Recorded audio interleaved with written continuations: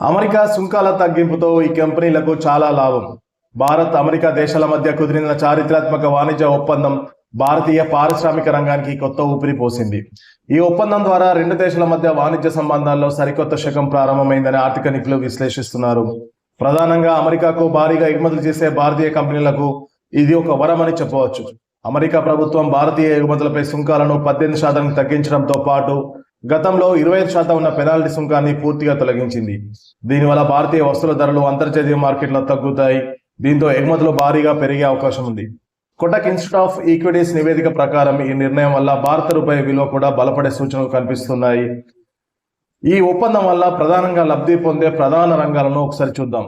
ఈ వాణిజ్యం వల్ల ఎగుమతులపై ఎక్కువగా ఆధారపడిన రంగాలు అత్యధికంగా ప్రయోజనం పొందుతాయని వెంచురా సెక్యూరిటీస్ పేర్కొంది.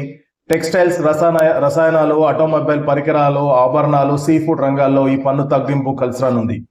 చాలా కంపెనీలు ఇప్పటికే తమ పూర్తి సామర్థ్యంతో పనిచేస్తున్నాయని, ఈ కొత్త ఒప్పందంతో మరిన్ని ఆర్డర్లు వచ్చే అవకాశం ఉందని మార్కెట్ వర్గాలు భావిస్తున్నాయి. అయితే ఈ ఒప్పందం వల్ల ఏ కంపెనీల షేర్లకు లాభం చేరుతుంది? ప్రముఖ బ్రోకరేజ్ సంస్థల విశ్లేషణ ప్రకారం కింది కంపెనీలు ఈ ఒప్పందం వల్ల ప్రత్యక్షంగా లబ్ధి పొందే అవకాశం ఉంది.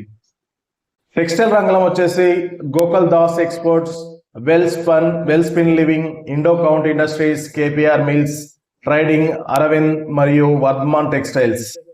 ఆటో మరియు టైర్ రంగంలో వచ్చేసి భారత్ ఫోర్జ్, సంవర్ధన్ మదన్స్, సోనా కామ్సన్, బాలకృష్ణ ఇండస్ట్రీస్ మరియు జేకే టైర్స్. కెమికల్ రంగంలో Aarti industries, Vinati organics, SRF, Navin fluorine, Gujarat fluoro chemicals మరియు పిఏ ఇండస్ట్రీస్ లబ్ధి పొందనున్నాయి. ఆభరణాలు, ఫుడ్ సెక్టర్లో sky gold, Vaibhav global, Avanti feeds, apex frozen ఈ రంగంలో ఈ కంపెనీల షేర్లు లబ్ధి పొందనున్నాయి. అమెరికా, యూరోప్ దేశాలతో భారత్ చేసుకుంటున్న ఇటువంటి స్వేచ్ఛా వాణిజ్య ఒప్పందాలు మేక్ ఇన్ ఇండియా లక్ష్యానికి మరింత బలాన్ని చేకూరుస్తున్నాయి. సుంకాల తగ్గింపు వల్ల భారతీయ ఎగుమతిదారులు ప్రపంచ వేదికపై చైనా వంటి దేశాలకు ధీటుగా పోటీ పడగలరని నిపుణులు అభిప్రాయపడుతున్నారు. స్టాక్ మార్కెట్ మదుపర్లకు కూడా ఎగుమతి ఆధారిత కంపెనీలపై దృష్టి సారించడానికి ఇది సరైన సమయంగా కనిపిస్తుంది.